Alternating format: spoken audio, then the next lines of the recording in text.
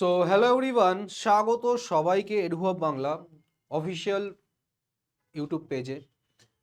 তো চটপট সবাইকে বলবো, চটপট তোমাদের যারা পেড ব্যাচের স্টুডেন্ট জয়েন করে যাও এবং যারা এই ভিডিওটা রেকর্ড ফর্মে দেখবে তাদেরকেও বলবো খুব মনোযোগ দিয়ে আজকে সেশনটা দেখবে। বিকজ তোমার টাইটেল থাম্বনেল থেকে বুঝেই গেছো যে আজকে আমরা যে টপিকটা করব সেটা হচ্ছে তোমাদের WBSSC গ্রুপ সি গ্রুপ ডির রিজনিং এর খুবই গুরুত্বপূর্ণ একটা টপিক, যেটা নতুন সিলেবাসে তোমাদের অ্যাড করা হয়েছে, that is matching. Okay, that is matching.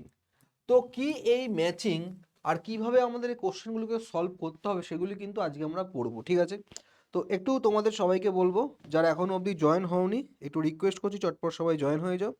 একটু কমেন্ট করে জানাও যে সাউন্ড ক্লিয়ার আছে কিনা। ওকে, সাউন্ড ঠিক আছে, আমি চেক করে নিয়েছি। চলো বেশি দেরি না করে আজকে আমরা শুরু করতে চলেছি যে টপিকটা, যার নাম হচ্ছে ম্যাচিং, এবং group C group D logical reasoning যে পার্টটা, সেখানে কিন্তু এর থেকে তোমাদের কোশ্চেন থাকবে, ঠিক আছে? তো সবার আগে আমি তোমাদেরকে রিকোয়েস্ট করবো একটু টাইম নাও। টাইম নিয়ে এই যে টপিকটা, ধরো প্রথম আমাদের কোশ্চেন দিয়েছে, এটা হচ্ছে কোশ্চেন, ঠিক আছে? আর এই কোশ্চেনের জন্য সুটেবল অপশন কোনটা হবে সেটা তোমাকে সলভ করে বা সেটা তোমাকে বুঝে বলতে হবে, ঠিক আছে? তো এটা অনেকটা তোমার ইংলিশের রিডিং কম্প্রিহেনশনের মতন। তো এখানে তোমার ইংলিশও দেওয়া রয়েছে, এখানে তোমার বাংলাতেও দেওয়া রয়েছে সম্পূর্ণটা, ঠিক আছে? তো তোমরা একবার নিজেরা পড়ো, পড়ে তারপর বলো যে কোনটা সুটেবল হবে, ঠিক আছে? আমি একবার তোমাদেরকে পড়ে দিচ্ছি জিনিসটাকে, ইংলিশে আমি পড়ে দিচ্ছি, সেম জিনিস বাংলাতেও লেখা রয়েছে। আগে জাস্ট পড়বো, পড়ার পর বুঝবো, বোঝার পর আমরা সলভ করার চেষ্টা করব, ঠিক আছে? আমি জাস্ট পড়ে দিচ্ছি। বলছে applying for A seasonal employment. Seasonal employment মানে কি? দেখবে প্রচুর লোকরা রয়েছে যারা সিজনাল বিজনেস করে। মানে কি? ধরো দিওয়ালির সময় তারা বাজি বিক্রি করছে, হোলির সময় তারা কালার বিক্রি করছে, ঠিক আছে? গরমকালে কোল্ড ড্রিঙ্কস বিক্রি করছে। তো এরকম যে জিনিসগুলোকে বলা হয় সিজনাল বিজনেস, তো সেরকমই সিজনাল এমপ্লয়মেন্ট হয়। তুমি দেখবে দুর্গাপুজো যখন হচ্ছে, দুর্গাপুজোর সময় তোমাদের আশেপাশে যত রিলায়েন্স ট্রেন্ডস মানে যেগুলো শপিংয়ের দোকান, সেখানে দেখবে প্রচুর পরিমাণে নতুন নতুন সেলসম্যান নেওয়া হয় বা অ্যাপয়েন্ট করা হয়। সেই সেলসম্যানগুলো কিন্তু তোমার পার্মানেন্ট সেলসম্যান নয়, বাট সিজনের টাইমে, যেমন দুর্গাপুজোর সময় কি প্রচুর লোক জামা কাপড় কিনতে যায়, তো সেগুলোকে বলা হয় সিজনাল এমপ্লয়মেন্ট। মানে পার্টিকুলার সিজনে যখন কোনো এমপ্লয়মেন্ট প্রোভাইড করা হয় হিউজ পরিমাণে, সেটাকে বলা হয় সিজন এমপ্লয়মেন্ট, ঠিক আছে? Occurs when a person requests to be considered for a job that is dependent on a particular season, যেটা আমি তোমাকে বললাম যে সিজনে এমপ্লয়মেন্ট মানে হচ্ছে যখন কোনো একটা ব্যক্তিকে অ্যাপয়েন্ট করা হয়েছে একটা পার্টিকুলার সিজনে কাজকর্ম করার জন্য। or time of a year, particular time of a year. Which situation below is the best example for applying for a seasonal employment? তাহলে এই যে চারটে অপশন দেওয়া রয়েছে, এই চারটে অপশনের মধ্যে কোনটা সব থেকে পারফেক্ট হচ্ছে, যেটা হাইলাইট করছে যে একটা ব্যক্তি একটা সিজনাল এমপ্লয়মেন্টের মধ্যে সে কাজ করছে, ঠিক আছে? আগে আমরা পড়বো, তোমাকে বুঝতে হবে এই টাইপটা। প্রথম বলছে ski instructor, ski instructor top of the peak ski school work from December through March. Ski instructor মানে হয়, তুমি দেখবে পাহাড়ি অঞ্চল যেখানে অনেক বেশি বরফ পড়ে সেখানে লোকে কি করে, স্কাই করে। অ্যাকচুয়ালি কি হয়, স্কাইং যেটাকে বলা হয়, স্কাই মানে কি না, এরকম করে স্লোপের থ্রু দিয়ে লোকে নাবে, বরফের মধ্যে স্কাই চালায় না, এরকম বিষয়টা হচ্ছে। তো বলা হচ্ছে একজন ski instructor at a top of the peak ski school work from December through March, মানে একটা ব্যক্তি যে একটা স্কাই ইনস্ট্রাকচার, যে একটা টপ পিক স্কাই স্কুলের মধ্যে সে কর্মরত, সে ডিসেম্বর থেকে মার্চ অবধি কাজ করে, এইটুকুনি বলা হয়েছে। দ্বিতীয় বলছে Matthew prefers A job that allow him to work outdoor, মানে হচ্ছে ম্যাথিউ বলে একটা ব্যক্তি, সেই ব্যক্তি সেরকম কাজকে পছন্দ করে যেই কাজে তাকে বাইরে কাজ করতে যাওয়ার সে সুযোগ পাবে। অপশন সি বলছে Lucinda makes an appointment with the beach resort. Lucinda একটা বিচ রিসোর্টের সাথে সে অ্যাপয়েন্টমেন্ট করেছে resort manager to interview for a summer waitress position that was advertise in the newspaper. এটার মানে হচ্ছে লুসিন্ডা বলে একজন ব্যক্তি, ঠিক আছে, লুসিন্ডা বলে একজন, সে একটা অ্যাপয়েন্টমেন্ট ফিক্স করেছে একজন বিচ রিসর্টের ম্যানেজারের জন্য। বিকজ লুসিন্ডা খবরের কাগজে দেখেছিল যে একটা ভ্যাকেন্সি রয়েছে, জব অপরচুনিটি রয়েছে, কিসের জন্য? একটা সামার ওয়েট্রেসিংয়ের জন্য, ঠিক সামার ওয়েট্রেসিং পজিশনের জন্য, মানে শুধুমাত্র গরমকালে সে ওখানে জবটা করবে, ঠিক আছে। সেটা সে নিউজ পেপারে দেখতে পেয়েছে। দেখো এখানে লেখা রয়েছে সামার ওয়েট্রেসিং। ফোর্থ অপশন বলছে Doug's ice cream shop stays open until 11 PM during the summer month. তো তোমাকে চুজ করতে হবে যে এই চারটে অপশনের মধ্যে কোন অপশনটা এই যে স্টেটমেন্টটা দেওয়া রয়েছে এই স্টেটমেন্টের সাথে পার্টিকুলারলি সুটেবল হচ্ছে, ঠিক আছে। তোমরা একবার ট্রাই করো, নিজেরা পড়ো, ঠিক আছে, পড়ে আমাকে কমেন্ট করে অ্যান্সার জানাবে।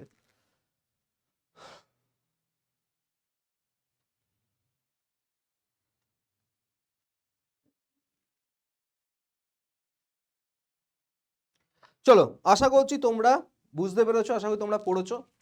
এবার দেখো এর যে রাইট অ্যান্সার সেটা হবে কি অপশন সি। রাইট অ্যান্সার কি হবে তোমার?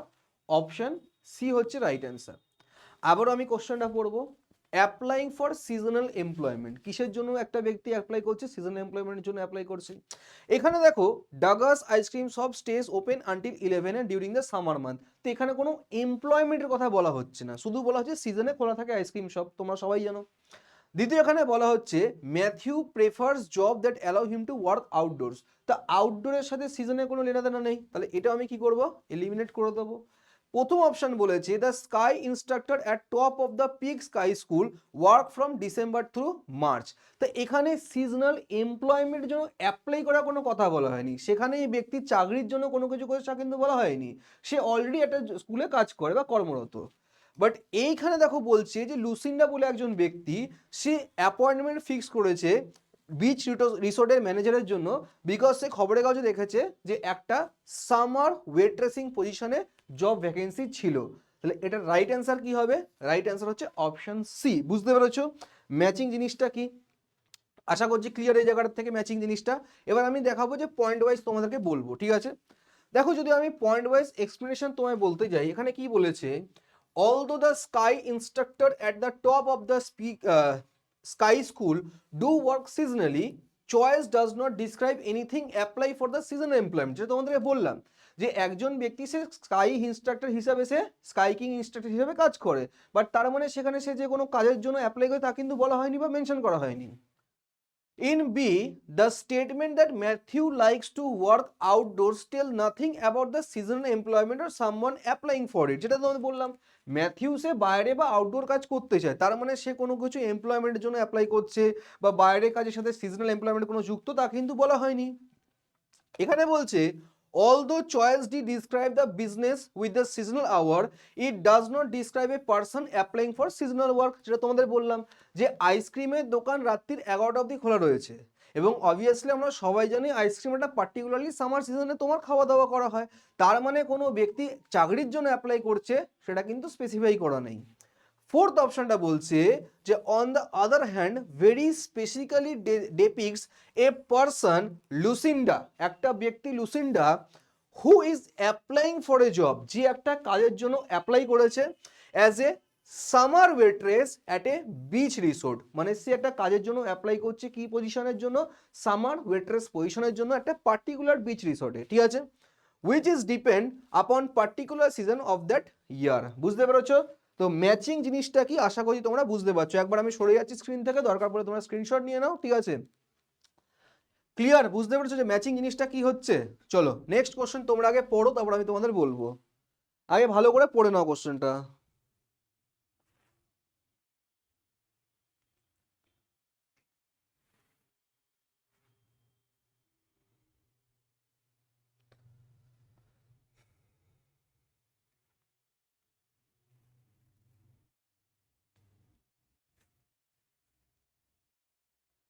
চলো আই থিঙ্ক মোটামুটি পড়ে নিয়েছো বা ভিডিও পজ করে পড়তে পারো, ঠিক আছে। তোমরা ভিডিও পজ করেও পড়তে পারো, ঠিক আছে। তাছাড়া আমরা দেখব যে স্টেটমেন্ট অনুযায়ী চারটে অপশনের মধ্যে কোন অপশনটা সঠিক, ঠিক আছে। এই যে টাইপের রিজনিংটা পড়ছো এটা কিন্তু লজিক্যাল রিজনিং এর মধ্যে পড়ছে এবং আমি নো ডাউট তোমাদের গ্রুপ সি গ্রুপ ডির যে লেভেল আসবে পরীক্ষাতে তার থেকে একটু টাফ লেভেলের কোশ্চেন আমি নিয়েছি, ঠিক আছে। বিকজ এই বছর রিজনিং ইনক্লুড করা হয়েছে, এর আগে যখন বহু বছর আগে পরীক্ষা হয়েছিল তখন রিজনিং ছিল না, এবং দিন যাচ্ছে কোশ্চেনের স্ট্যান্ডার্ডও কিন্তু হাই হবে, কোশ্চেনের স্ট্যান্ডার্ডও কিন্তু আরও বেশি বেটার হবে। তো যেই কারণে যে কোশ্চেনগুলো নিয়েছি একটু ভালো কোশ্চেনই আমি নিয়েছি। বলছে ভায়োলেটিং অ্যান অ্যাপার্টমেন্ট লিজ, ঠিক আছে। কোশ্চেন বলছে violating an apartment lease occurs when a tenant does something prohibited by the legally binding documents that he or she has signed with the landlord। এর মানে হচ্ছে ধরো তুমি কোথাও ঘর ভাড়া নেবে বা ঘর লিজে নেবে, ঠিক আছে। তো যখন তুমি ঘর ভাড়া বা ঘর লিজ নেবে সেই ক্ষেত্রে সেই ঘরের যে অ্যাকচুয়াল মালিক তার সাথে তোমাকে একটা কন্ট্রাক্ট সাইন করতে হয়, ঠিক আছে, একটা ডকুমেন্টেশন সই করতে হয়, ঠিক আছে।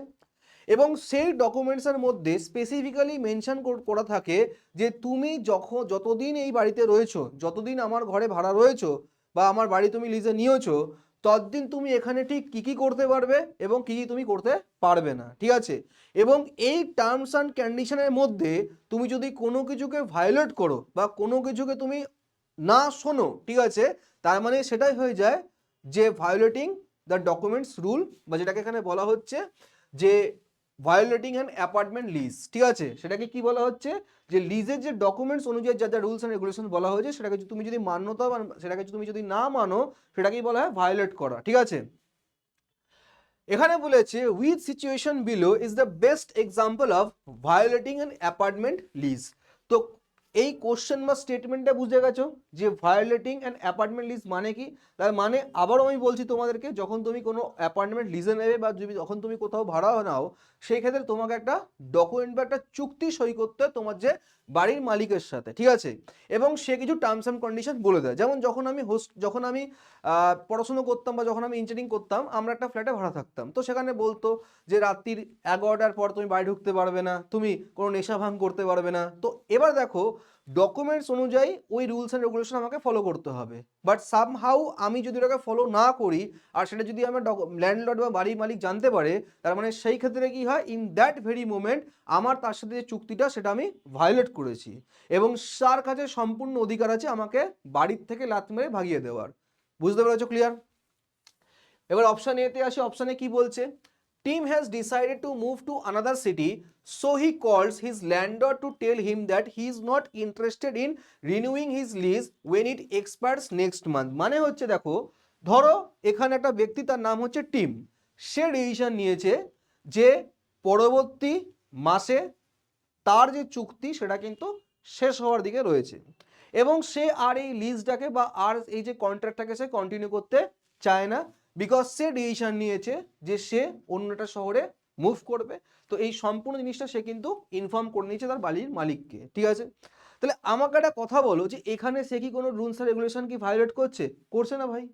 তার 1 মাস পর তার যে টার্মস অ্যান্ড কন্ডিশন শেষ হতে যাবে, তো সে বলছে ভাই আমার আর রিনিউ করে লাভ নেই, রিনিউ করে আমার কি হবে, আমি এখানে থাকবোই না, আমি অন্য স্টেটে কাজ করতে যাচ্ছি বা অন্য স্টেটে আমি যাচ্ছি, তাহলে আমার আর রিনিউ করে লাভ নেই, তা আমি ফোন করে বাড়ি মালিককে জানিয়ে দিই। তাহলে এখানে সে কোনো কিছু ভায়োলেট করছে না, যা করছে অফিসিয়ালি করছে, তার মানে এটা আমার পসিবল নয়। বুঝতে পেরেছো কিভাবে কোশ্চেন আমি ট্যাকেল করতে হয় পরীক্ষাতে? আমি তৃতীয়টায় আসি, 3rd নম্বরটায় আসি। বলছে mark rights a letter to his landlord that leads numerous complaints about the apartment he has agreed two rent for 2 years. তার মানে বলছে মার্ক বলে একজন ব্যক্তি, সেই মার্ক বলে একজন ব্যক্তি সে তার ল্যান্ডলর্ডকে একটা চিঠি লিখেছে, চিঠি লিখে জানাচ্ছে যে আপনার যে অ্যাপার্টমেন্ট বা আপনার যে বাড়িটা বা যে ঘরটা আমি ভাড়া নিয়েছি সেই ঘরে তো প্রচুর রকম প্রবলেম হচ্ছে। বুঝতে পেরেছো? তো সে কতদিনের জন্য ভাড়া নিয়েছে বা কতদিনের জন্য সে চুক্তি করেছে? 2 বছরের জন্য। সে তো তার ল্যান্ডলর্ডকে ইনফর্ম করছে বা ইন্টিমেট করছে। সে কি কোনো রুলস ভাঙছে? কোনো রুলস কিন্তু ভাঙছে না। বুঝে গেছো? এটাও হবে না। 4th অপশনে জানি Leslie thinks that her landlord is neglecting the building in which she rents an apartment. She calls her attorney to ask for advice. তার মানে হচ্ছে লেসলি বলে একজন ব্যক্তি সে বিশ্বাস করছে, সে ভাবছে যে তার যে বাড়ির মালিক সে এই যে বিল্ডিংটাকে নেগলেক্ট করছে, পরিষ্কার পরিচ্ছন্ন করছে না, কাজ করতে বলছে করছে না, বিভিন্ন জিনিস বলছে সে করছে না। তো সেই ক্ষেত্রে সে কি করেছে, দেখো ভাই সে একটা ল্যান্ডলর্ডের সাথে বা বাড়ির মালিকের সাথে চুক্তি করেছে, তো সেই ক্ষেত্রে ও দেখছে ভাই এর এই কথাগুলো বলা, ল্যান্ডলর্ডের এই কাজগুলো করার কথা আছে, বাট সে ভাই করছে না। তো সে তার অ্যাটর্নিকে কল করেছে, অফিসিয়ালি সে জিনিসটা করার চেষ্টা করছে।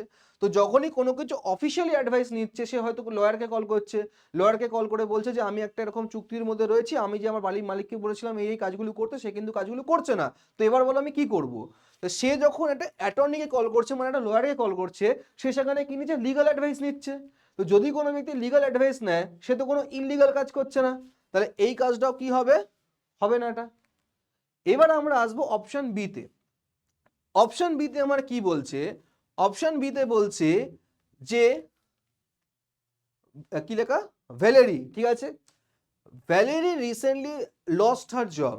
ভ্যালেরি বলে একজন ব্যক্তি, সে রিসেন্টলি তার চাকরি সে হারিয়েছে। And for the last 3 months, she has neglected to pay her landlord the monthly rent they agreed upon in writing when she moved into her apartment 8 months ago. এবার এইটা তোমায় বুঝতে ভালো করে। তো এখানে সেই ব্যক্তির নাম কি, সেই ব্যক্তির নাম হচ্ছে ভ্যালেরি, ঠিক আছে।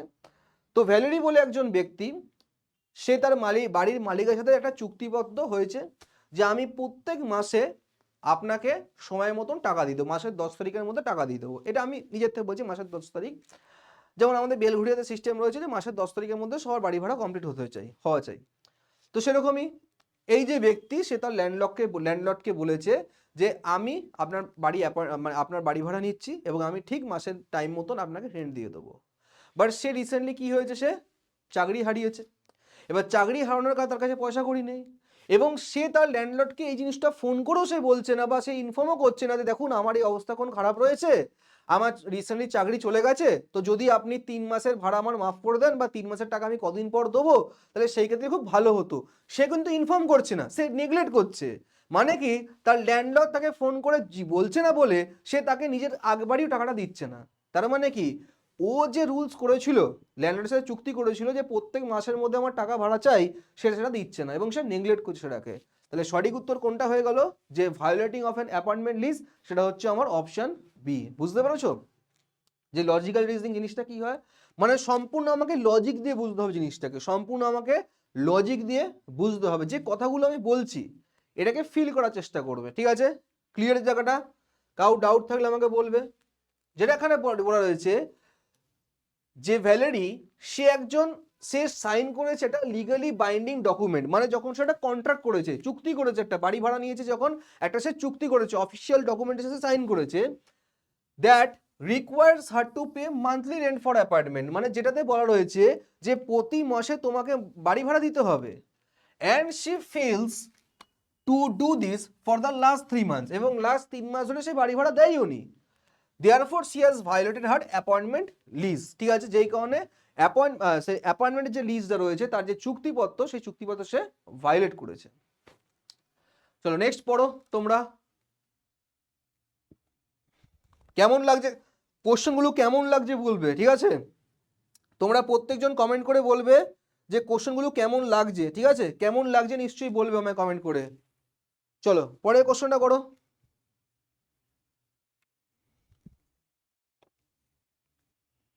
আগে পড়ো তোমরা, তারপর আমি আছি, তোমাদেরকে এক্সপ্লেন করবো লাইন বাই লাইন।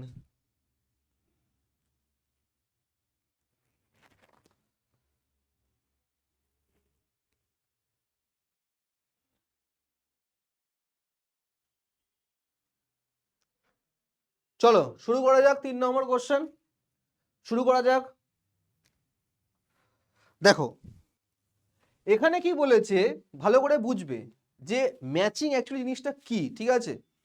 এখানে বলেছে অ্যান ইনফর্মাল গ্যাদারিং, কি বলেছে, একটা ইনফর্মাল গ্যাদারিং। গ্যাদারিং মানে কি, ইনফর্মাল গ্যাদারিং মানে কি, ধরো আমি বাড়িতে ফিরলাম, বন্ধু কল করলো যে ভাই চল চা খেতে আয়, ঠিক আছে, এই এই দোকানে চা খেতে আয়।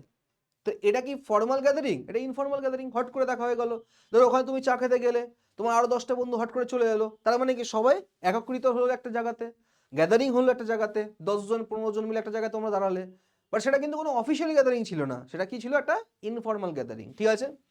When a group of people get together in casual relax manner, তার মানে কি, রিল্যাক্স ম্যানারে হাসতে খেলতে যখন তুমি গেলে একটা চায়ের দোকানে, আরামসে বসলে, কেউ চা খাচ্ছে, কেউ চায়ের সাথে সিগারেট খাচ্ছে, ঠিক আছে, আর গল্প করছো, সেটাকে কি বলা হয়, ইনফর্মাল গ্যাদারিং বলা হয়, ঠিক আছে। With situation below the best example of N informal gathering. তো এই চারটে সিচুয়েশনের মধ্যে কোন সিচুয়েশনটা হচ্ছে এক্স্যাক্টলি যেটা শোকেস করছে বা হাইলাইট করছে যেটা কেস অফ ইনফর্মাল গ্যাদারিং। ঠিক আছে, একবার দেখে নাও, এটা ইজি রয়েছে। প্রথমে বলছে the book club meets on the first Thursday evening of every month, মানে প্রতি মাসের বৃহস্পতিবারের বিকেলবেলাতে একটা বুক ক্লাবের মিটিং হয়। তো এটা তো ফর্মাল গ্যাদারিং, অফিসিয়ালি সব কিছু রয়েছে যে প্রতি মাসে বৃহস্পতিবার করে তোমাদেরকে বিকেলবেলা আসতে হবে, এটা ফর্মাল গ্যাদারিং, তাহলে এটা ইনফর্মাল নয়, কেড়ে দিলাম। অপশন সিতে যাই, Mary sends out 25 invitations for the bridal shower she is giving for a sister. তার মানে কি আইবুড়োভাত বলতে পারো, ব্রাইডাল শাওয়ার। ঠিক আছে, যদিও আমি অতটাই ভালো জানি না যে ইংলিশ মানে তাই হয় কিনা ব্রাইডাল শাওয়ার মানে, ধরো আমি বললাম যে আমার কোনো বান্ধবী, সেই বান্ধবী দিদির বিয়ে হচ্ছে, তো আমার বান্ধবী আমাকে এবং আমার বাকি বন্ধুদেরকে সবাইকে ইনভিটেশন করেছে যে আমার বান্ধবীর মানে বান্ধবীর দিদির আইব্রো ভাতের জন্য। তাহলে এটা কি হচ্ছে, ফর্মাল ইনভিটেশন, অফিসিয়ালি সে জানাচ্ছে কোনো জিনিসকে, তাহলে এটা তো ইনফর্মাল নয়।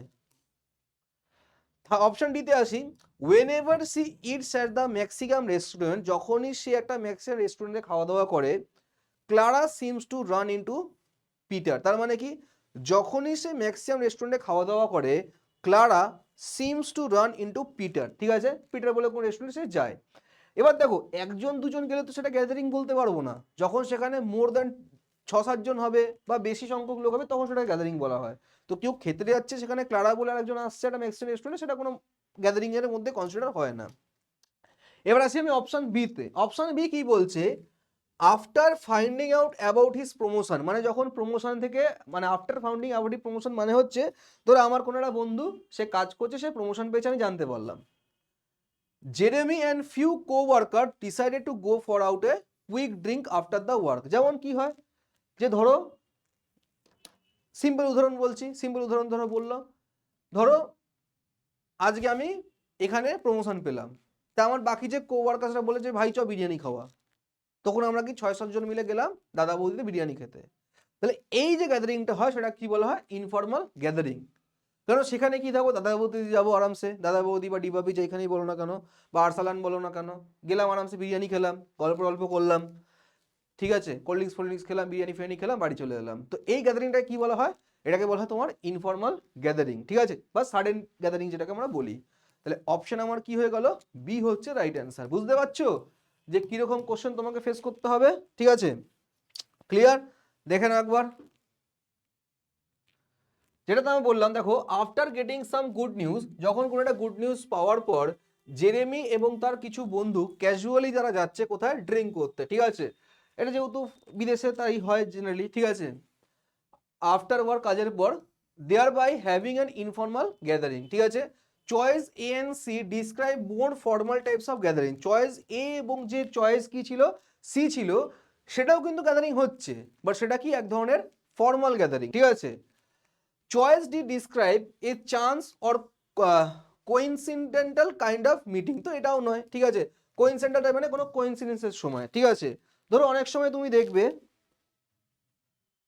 অপশন বি, ঠিক আছে, একদম শুভশ্রী বলছে অপশন বি, একদমই তাই, অপশন বি ছিল, ভেরি গুড। চয়েস ডি দেখি সেটা হচ্ছে কোইন্সিডেন্স, কোইন্সিডেন্স আলাদা জিনিস আর গ্যাদারিং আলাদা জিনিস। ঠিক আছে,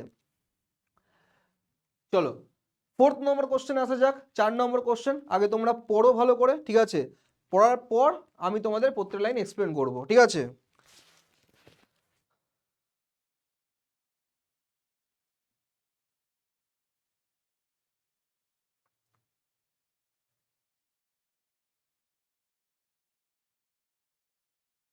দুটো ভাষাতেই লেখা রয়েছে। ঠিক আছে, এই টাইপের কোশ্চেন আসতে পারে।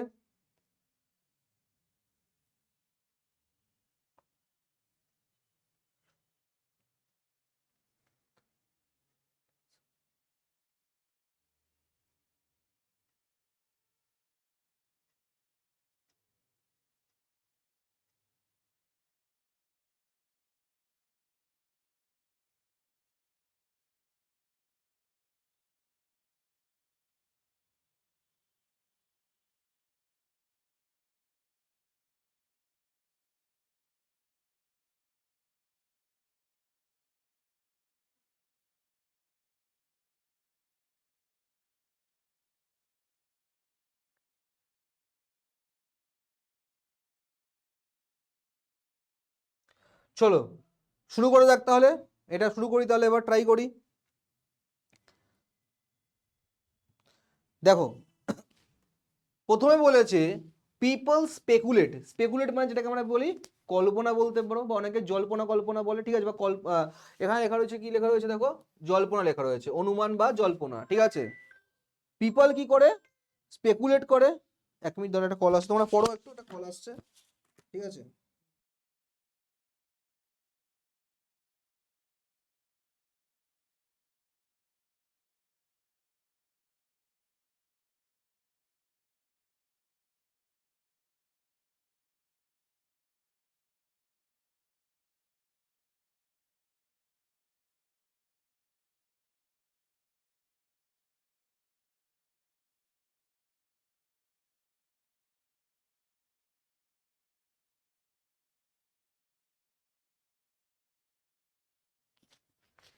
ওকে,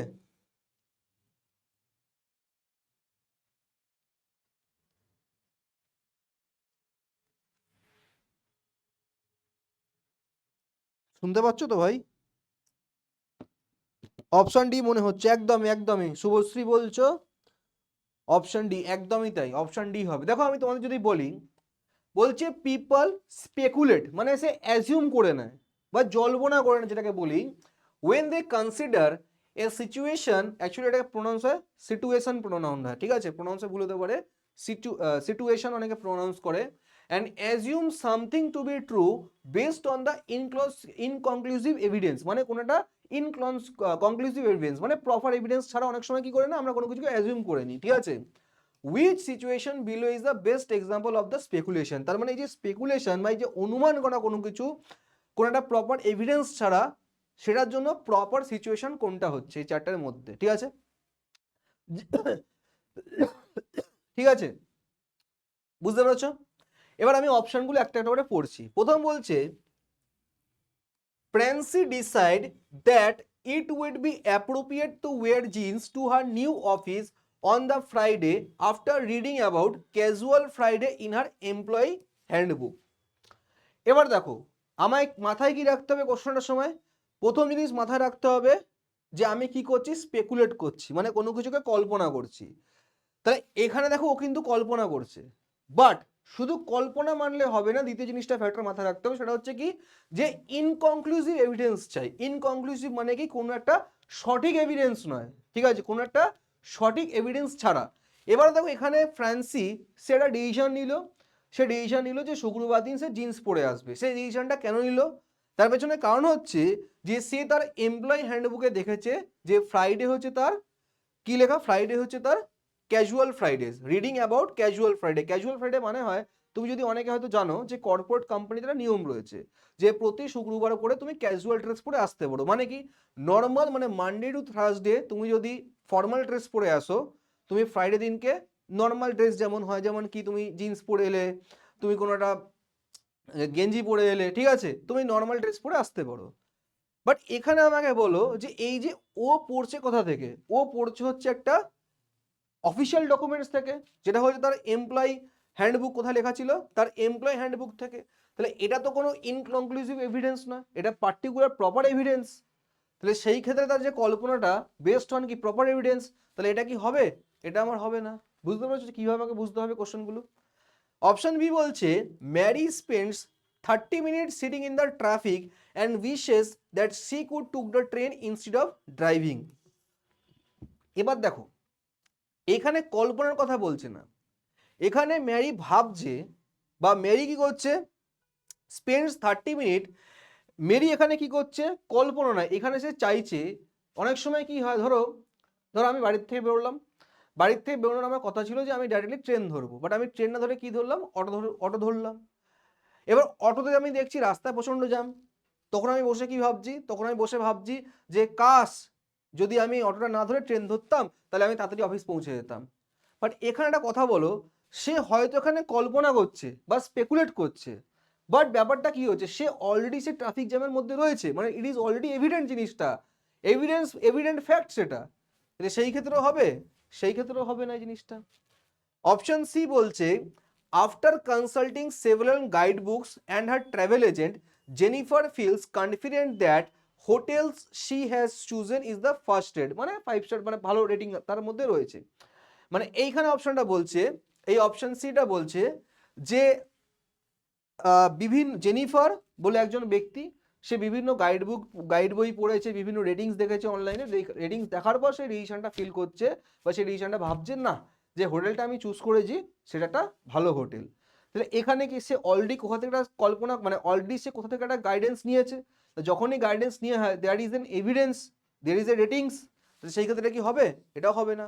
বাট আমি এবার আসবো অপশন ডিতে। অপশন ডিতে বলছে যে when Emily opens the door in her tears Theo guesses that she had an death in her family. তার মানে কি, একজন ব্যক্তি যদি দরজা খুলে আসে এবং তার চোখে যদি জল থাকে, তার মানে কি এটা হবে যে তার পরিবারে কেউ মারা গেছে?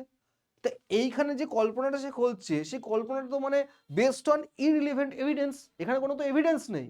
একটা ব্যক্তি যদি দরজা খুলে কাঁদতে কাঁদতে আসে, তার মানে এই নয় যে তার পরিবারে কেউ মারা গেছে। তাহলে সঠিক উত্তর কি হবে? এটাই হচ্ছে তোমার অপশন ডি হচ্ছে রাইট অ্যান্সার। বুঝতে পেরেছো? মানে এখানে কি সেখানে সে স্পেকুলেট করছে বেসড অন ইনকনক্লুসিভ এভিডেন্স, মানে কোনো এভিডেন্স ছাড়াই সে একটা জিনিসকে কল্পনা করে নিচ্ছে যে দরজা খুলে এলো মানে সে তার বাড়িতে কেউ মারা গেছে, পসিবল না। বোঝা গেছে কেমন কোশ্চেন আসবে? এখানে তারা বলা রয়েছে, আলাদা করে বলছি না। চলো 5th নম্বর কোশ্চেনে আসা যাক। 5th নম্বর কোশ্চেন আসা যাক। আই থিঙ্ক তোমাদের ভালো লাগছে সেশনটা, ঠিক আছে? আই থিঙ্ক তোমাদের ভালো লাগছে সেশনটা, ঠিক আছে? নেক্সটটা পড়ো একবার।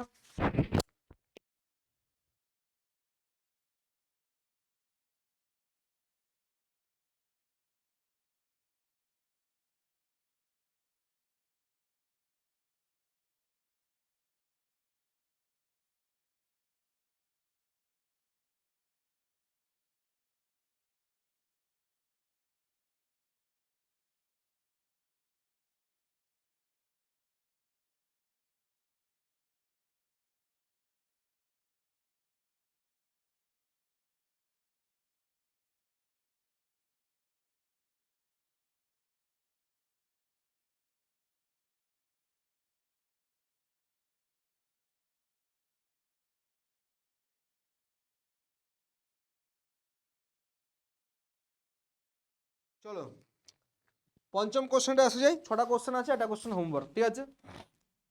এটা বলছে পোস্থুমাস পাবলিকেশন, ঠিক আছে? পোস্থুমাস publication occurs when a book is published after the author's death। তার মানে কি, পোস্থুমাস পাবলিকেশন মানে হচ্ছে যখন কোনো একটা লেখক, সেই লেখকের মৃত্যুর পর যদি কোনো নোভেল বা কোনো বই পাবলিশ হয়, সেটাকে বলা হয় পোস্থুমাস পাবলিকেশন, ঠিক আছে? Which of the situation below is the best example of posthumous publication? তার মানে বলতে বলেছে যে posthumous publication এর বেস্ট এক্সাম্পল কোনটা, ঠিক আছে? আমি প্রথমে অপশন বি দিয়ে যাচ্ছি, ঠিক আছে? বলছে malicious publication cancels her book contract after she fails to deliver the manuscript on the time। তার মানে বলছে malicious publication তারা তার বইয়ের যে কন্ট্রাক্টটাকে তারা ক্যান্সেল করে দিয়েছে, বিকজ সে টাইম মতন তার যে ম্যানুস্ক্রিপ্ট সেটাকে সে পৌঁছাতে বা ডেলিভার করতে পারেনি। তার মানে সেই যে ব্যক্তিটা বা যে মহিলাটা, সে তো ভাই বেঁচে রয়েছে, এবং সে যেহেতু টাইম মতো সেটাকে পৌঁছাতে পারেনি বা টাইম মতো সে ম্যানুস্ক্রিপ্টটাকে জমা দিতে পারেনি, তাই জন্য তার কন্ট্রাক্ট ক্যান্সেল হয়েছে। তা এর সাথে একটা কারোর মৃত্যুর কোনো লেনাদেনা নেই, ঠিক আছে? সেটাকে লিমিট করে দিলাম। অপশন সি বলছে Clarence never thought he would live to see the third book in the trilogy published. তার মানে বলেছে যে ক্ল্যারেন্স বলে একজন ব্যক্তি, সে কোনোদিনও কল্পনাও করতে পারেনি সে যে বেঁচে থাকতে সে তার 3য় নম্বর যে ট্রাইলজি বুক সেটাকে সে পাবলিশ করতে পারবে। তাহলে এই কন্ডিশনে ব্যক্তি বেঁচে রয়েছে। আমাকে কি চাই? ব্যক্তি বা অথরাই মৃত্যু চাই। মৃত্যুর পর যদি কোনো কিছু পাবলিশ হয় সেটাকে আমরা কি বলা হয়? পোস্থুমাস পাবলিকেশন, মানে মৃত্যু দরকার আমার। অপশন দিতে যাই, বলছে Elizabeth is honoured with a prestigious literacy award, ঠিক আছে? এলিজাবেথ তাকে অনার করা হয়েছে বা অ্যাওয়ার্ড দেওয়া হয়েছে as an award with a prestigious literacy award for her writing career and her daughter accept the award on the behalf of the decide mother. তার মানে দেখো এটা কিন্তু ভালো আছে, হতে পারে এখন অবধি, ঠিক আছে? আমি যেহেতু অপশনে পড়িনি, এটা হতে পারে। এই কন্ডিশন বলা হচ্ছে, এইটাই বলছে যে এলিজাবেথ তাকে অনার করা হয়েছে এবং তাকে একটা সম্মানজনক অ্যাওয়ার্ড প্রোভাইড করা হয়েছে বিকজ তার খুব একটা দুর্ধর্ষ রাইটিং ক্যারিয়ার ছিল। সেই দুর্ধর্ষ রাইটিং ক্যারিয়ারের জন্য তার মৃত্যুর পর যেহেতু সে মারা গেছে, তার বিহাফে অ্যাওয়ার্ড তার মেয়েকে দেওয়া হয়েছে। ঠিক আছে, মানে এখানে কি একটা মৃত্যুর কথা উল্লেখ করা হয়েছে, ডেড কথা উল্লেখ করা হয়েছে, তাহলে এটাকে আমি এখনো অ্যান্সার ঠিক মারবো না। এবার যদি আমি আসি অপশন এতে, বলছে Richards illness took his life before he was able to enjoy the amazing early reviews of his novel. তার মানে কি early reviews of his novel, খুব ভালো করে পড়বে এই জায়গাটা। বলছে রিচার্ডের রোগের কারণে, রিচার্ডস ইলনেস না, রিচার্ডের যে রোগটা হয়েছিল সে তার লাইফ মানে সে মারা গেছে before she was able to joy the amazing early reviews of her novel. তার মানে তার কোনো একটা নোবেল পাবলিশ হয়েছে এবং নোবেল পাবলিশ হওয়ার পর যে রিভিউগুলো, সে সেই রিভিউগুলো পড়তে পারেনি বিকজ সে তার রোগের কারণে মারা গেছে। এবার দেখো এইটাতেও ডেটের কথা হয়েছে, এখানেও ডেটের কথা হয়েছে, ভালো করে বুঝবে জায়গাটা। বাট এর যে সঠিক উত্তর হবে সেটা হচ্ছে অপশন এ হবে রাইট অ্যান্সার, ডি হবে না। কেন স্যার ডি হবে না? দুজনেই মারা গেছে। দেখো শুধু মারা গেলে হবে না, আমাকে যেটা বুঝতে হবে যে মারা যাওয়ার পর কারোর যদি কোনো নোভেল বা কোনো বই পাবলিশ হয়, ঠিক আছে। এবার এখানে দেখো অপশন ডিতে কি আছে, যে অপশন ডিতে এলিজাবেথকে অ্যাওয়ার্ড দেওয়া হয়েছে। কেন অ্যাওয়ার্ড দেওয়া হয়েছে? বিকজ তার লেখিকা হিসাবে তার যে সুন্দর বা দুর্ধর্ষ ক্যারিয়ার, সেই ক্যারিয়ারটা খুব ভালো ছিল, এই কারণে তার মৃত্যুর পর তার মেয়েকে সেই অ্যাওয়ার্ডটা প্রোভাইড করা হয়েছে। মানে এখানে কোনো বই রিলিজের কথা বলা হয়নি। এখানে কি কোনো বই রিলিজের কথা বলা হয়েছে? এখানে কোনো কিন্তু বই রিলিজের কথা বলা হয়নি। বাট এইখানে কিন্তু বই রিলিজের কথা বলা হয়েছে। মানে আমাকে প্রথম বলতে হবে যে লেখকের মৃত্যু, দ্বিতীয় হচ্ছে কোনো একটা বই রিলিজ হওয়া চাই, সেটাকে কি বলা হয় তোমার, সেটাকে বলা হয় পোস্টুমাস পাবলিকেশন। বোঝা গেছে? এখানে যেমন কি রিচার্ডের রোগের কারণে সে তার বই যখন পাবলিশ হয়, তার যে আর্লি রিভিউজ অবধি সে পড়তে পারেনি বিকজ তার মৃত্যু ঘটে গেছিল। তার মানে এখানে কি ডেড প্লাস বুক পাবলিক বা বুক রিলিজড। বোঝা গেছে? তাহলে অপশন এ কি হবে রাইট অ্যান্সার। কেমন মজা আসছে আমাকে বলবে, ঠিক আছে? কেমন মজা আসছে আমাকে বলবে, ঠিক আছে? বোঝা গেছে? এটাই এখানে লেখা রয়েছে, ঠিক আছে। আমি আমার ভাষায় তোমাদেরকে এক্সপ্লেন করছি যাতে তোমাদের বুঝতে সুবিধা হয়, ঠিক আছে। আমি আমার ভাষায় করছি যাতে তোমাদের বুঝতে সুবিধা হয়। চলো লাস্ট কোশ্চেন আজকের করো, একটা কোশ্চেনের পর হোমওয়ার্ক দেবো। লাস্ট কোশ্চেন করো আজকের।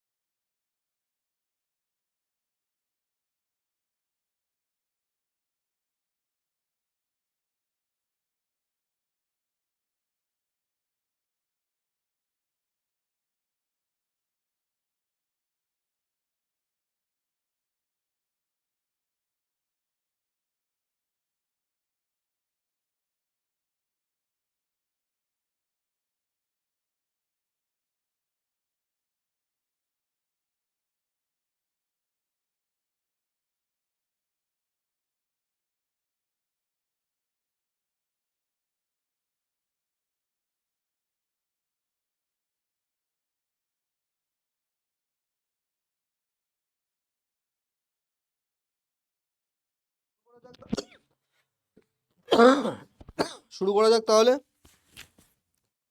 দেখো একটা কথা বলে রাখি যে এগুলোর জন্য, এগুলো হচ্ছে তোমার লজিক্যাল রিজনিং এর পার্ট। তো মেন ব্যাপারটা হবে কি তোমাদের এই টাইপের কোশ্চেন অনেক বেশি করে প্র্যাকটিস করতে হবে। কেন প্র্যাকটিস করতে হবে? বিকজ হট করে তুমি এই কোশ্চেন দেখলে কিন্তু পারবে না, হট করে এই কোশ্চেন দেখলে, ঠিক আছে।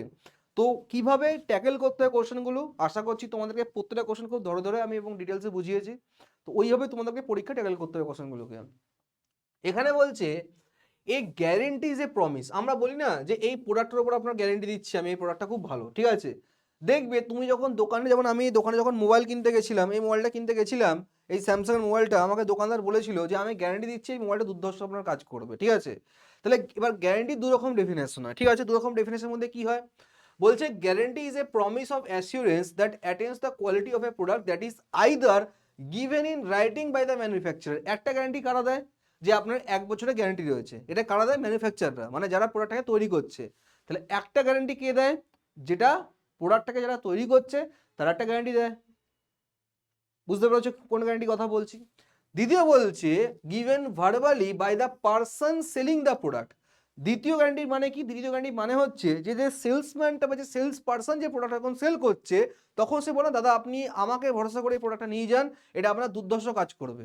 আমি যখন এই মোবাইলটা কিনতে যাই আমাকে বলেছিল এই মোবাইলটা যা ফিচার্স রয়েছে দুর্ধর্ষ ফিচার, তুমি শুধু নিয়ে যাও মোবাইলটা, তারপর তুমি আমাকে এসে বলবে যে কেমন তুমি ফিল করছো, ঠিক আছে? তার মানে এটা কি বলে, এটা হচ্ছে সেকেন্ড ক্যাটাগরি গ্যারান্টি।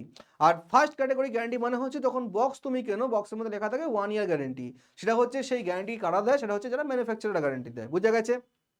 স্টেটমেন্ট বোঝা গেছে? এবার আমরা পড়বো। বলছে Melissa purchase A DVD player with the highest consumer rating in the category.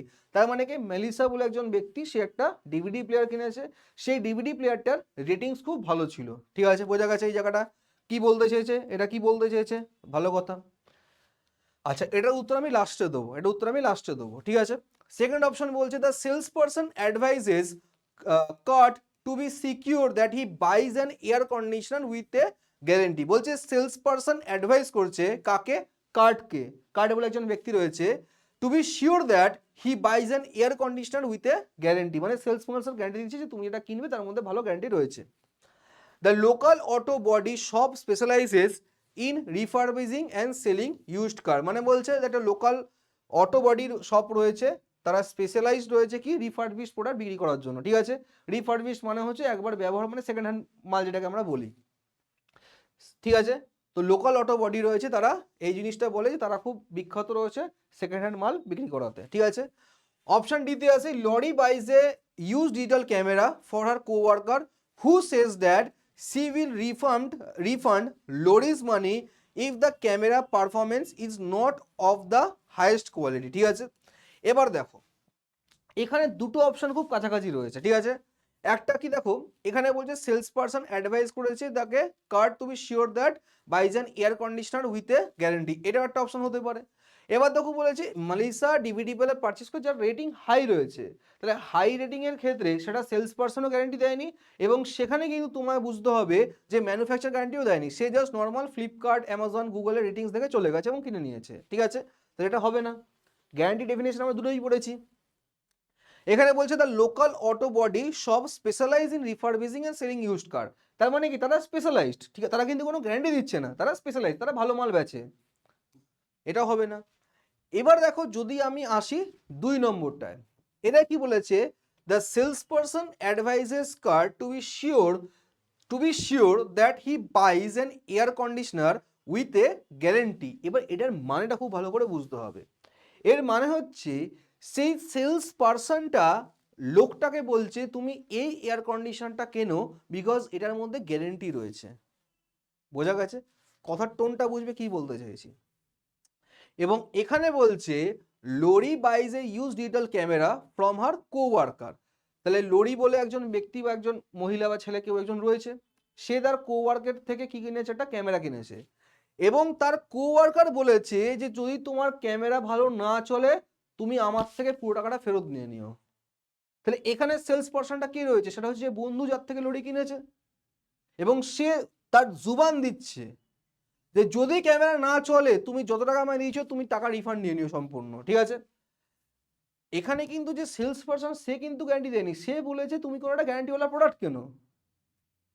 বুঝতে পেরেছো তফাৎটা কোথায়? তাহলে এটা হবে না, সঠিক উত্তর হচ্ছে অপশন ডি। সঠিক উত্তর কি হচ্ছে আমার? অপশন ডি হচ্ছে। মারাত্মক কোশ্চেন ছিল এটা, কনফিউজিং এইভাবে করবে। দেখো আমি তোমাকে বলছি, choice A B and C do not describe situation in with a product is guaranteed. কোনো সিচুয়েশনে কিন্তু প্রোডাক্টের গ্যারান্টির কথা বলা হয়নি, বাট বলছে only choice D reflects a situation in which the seller attached to the quality of the product by giving the buyer a promise or a assurance about its quality। মানে কি, এই সিচুয়েশনটার মধ্যে যে সেলার মানে ওর যে বন্ধু যার থেকে ক্যামেরা কিনেছে, সে নিজে গ্যারান্টি দিচ্ছে যে আমার প্রোডাক্ট এত ভালো যে তুমি যদি কাজ না করো তুমি টাকা ফেরত নিও না। তার মানে কি, সে প্রোডাক্টের মধ্যে কোয়ালিটি রয়েছে, সে প্রোডাক্টের মধ্যে একটা গ্যারান্টি রয়েছে প্লাস তার নিজস্ব গ্যারান্টি। বুঝতে পেরেছো? তো এই অপশন কি হবে? ডি হবে রাইট অ্যান্সার। ভালো কোশ্চেন ছিল, এরকম টাইপের কোশ্চেন তোমরা ফেস করবে। একটা কোশ্চেন তোমাদের হোমওয়ার্ক দিলাম, এটাকে পারলে স্ক্রিনশট নিয়ে নাও। ঠিক আছে, স্ক্রিনশট নিয়ে আমাকে জানাবে যে সঠিক উত্তর কি হবে। চলো আজকের জন্য এইটুকুনি, দেখা হচ্ছে নেক্সট ক্লাসে। যদি ভালো লেগে থাকে আমার ক্লাস তোমরা টাইম মতন করবে।